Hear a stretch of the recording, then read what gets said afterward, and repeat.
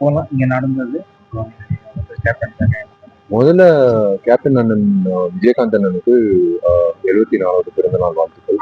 அண்ணன் நம்ம மத்தியில் இல்லை, பட் ஒரு மனிதனா, ஒரு நடிகனா, ஒரு ஒரு நடிகர் சங்கம் தலைவரா, ஒரு அரசியல்வாதியா, அவர் என்னைக்குமே வந்து அவரோட எப்படி சொல்றது, அவரு இன்னும் உயிரோடு இருக்காருன்னு பல பேர் என்ன போல பல பேர் வந்து நம்பிட்டு இருக்கோம். இன்னும் அவரோட மெமரிஸ் வந்து லைஃப் லாங் இருக்கும். கேப்டன் விஜயகாந்த் அண்ணன் செஞ்சது சாதாரண விஷயம் இல்லை.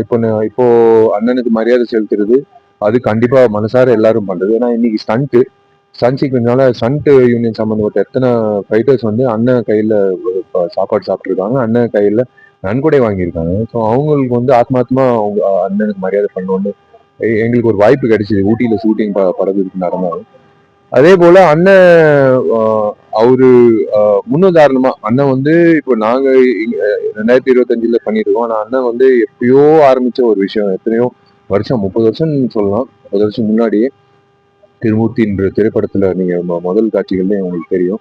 அண்ணனுக்கு வந்து என்னன்னா அவர் சாப்பிட்ற சாப்பாடு தான் கடைசி லைட் ஆஃபீஸர் வரைக்கும் அதே சாப்பாடு தான் வழங்கப்படணும் அப்படின்னு ஒரு உத்தரவு கொடுத்தாரு. அதே மாதிரி அவர் அலுவலகத்துல கூட யார் வந்தாலும் சரி பட்னியோட வந்தா அவங்களுக்கு சாப்பாடு கண்டிப்பா உண்டு.